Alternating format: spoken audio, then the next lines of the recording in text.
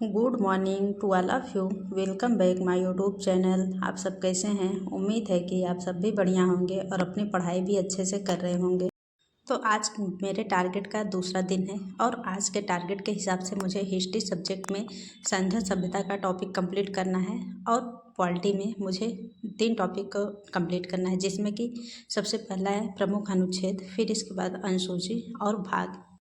और ये जो भी टॉपिक का मैं टारगेट बनाती हूँ, मेरी कोशिश यही रहती है कि उससे एक बार अच्छे से थियरी का रिवीजन कर लूँ।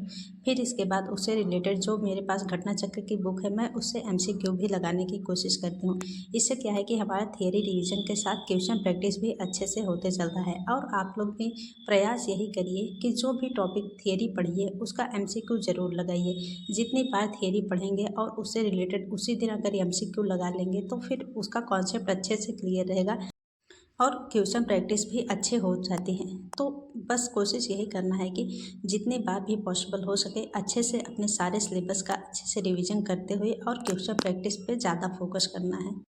तो बस यही प्रयास करना है कि जितना भी समय हमारे पास अभी मिल रहा है, जब तक एग्ज़ाम नहीं हो रहा है, हमें कोशिश यही करनी है कि अपने सिलेबस का अच्छे से रिवीजन करना है और क्वेश्चन प्रैक्टिस भर भर के करना है। जितना ज़्यादा रिवीजन और क्वेश्चन प्रैक्टिस करते चलेंगे उतना ही ज़्यादा हम चीज़ों को अच्छे से याद भी कर पाएंगे और जब एग्ज़ाम होगा या जब भी डेट आएगी तो फिर हमें घबराहट और बेचैनी नहीं होगी, क्योंकि हमारी पढ़ाई में एक निरंतरता बनी रहेगी।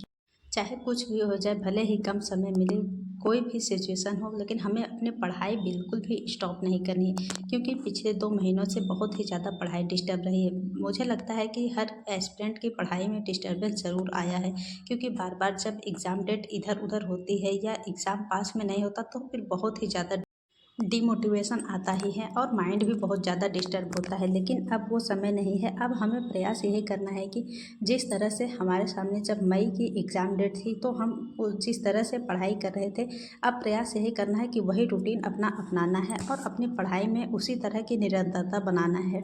देखिए, हम जितने भी बार सिलेबस का अपने रिवीजन कर लेंगे उतना ही हमारे लिए प्लस पॉइंट होगा।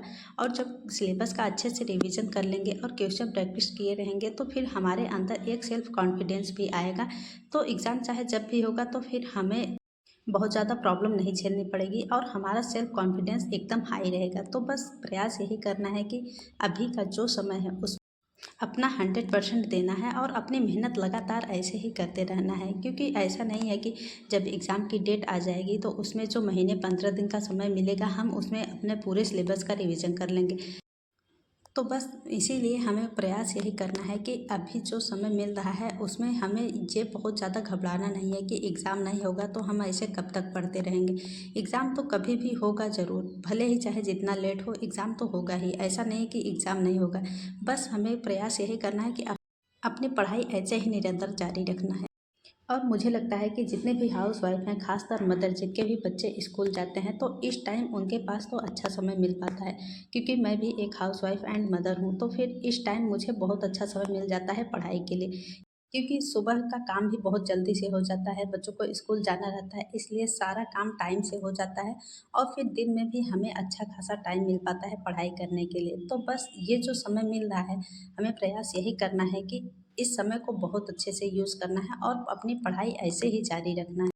तो बस हमें कोशिश यही करनी है कि अपने घर के काम तो करना ही है, बच्चों की देखभाल सब कुछ तो करना ही है, लेकिन प्रयास यही करना है कि जब तक बच्चे घर पे हैं काम तब तक कर लिया जाए। लेकिन जैसे ही बच्चे स्कूल चले जाते हैं तो उस बीच हमें काम की टेंशन ना रहे, उस टाइम को हम अपनी पढ़ाई के लिए यूज़ करें। तो आप लोग भी इसी तरह से अपना टाइम मैनेज करिए, क्योंकि जब बच्चे नहीं होते तो फिर हम एकदम फ्री होते हैं। तो प्रयास यही करना चाहिए कि वो समय हमें अपनी पढ़ाई के लिए यूज़ करना चाहिए। तो इससे क्या है कि हमारे घर के काम भी बहुत अच्छे से हो जाते हैं और हमारी पढ़ाई भी अच्छे से हो पाती है। तो बस कोशिश यही करना है कि जैसे भी हो सके अपनी पढ़ाई को निरंतर ऐसे ही बनाए रखना है। देखिए, जैसे कि अभी जुलाई महीना चल रहा है तो फिर अभी देखा जाए तो कोई भी एग्ज़ाम पास में नहीं है और हमारे पास एकदम फ्री समय है। लगभग 2 महीने तक इधर कोई एग्ज़ाम होना नहीं है।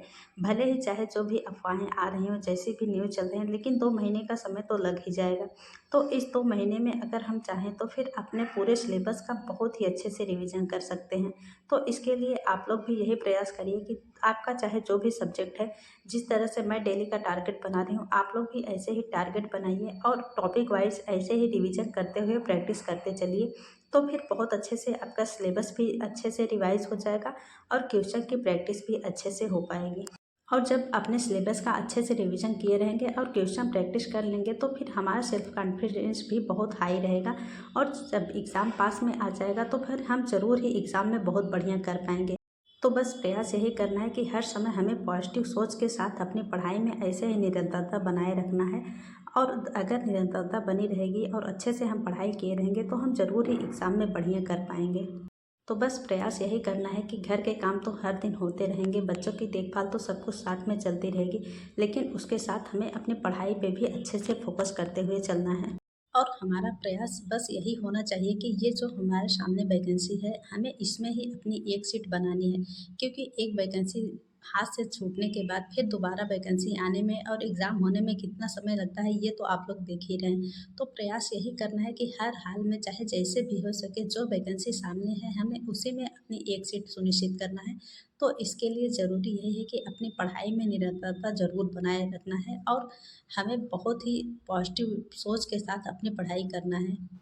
तो उम्मीद करती हूँ कि आप लोग भी अपना डेली का टारगेट बना के अपने बहुत अच्छे से पढ़ाई कर रहे होंगे। बाकी आज के लिए बस इतना ही, फिर मिलते हैं नेक्स्ट वीडियो में। और कोई भी बात हो पढ़ाई से रिलेटेड तो आप लोग ज़रूर कमेंट करके पूछिएगा।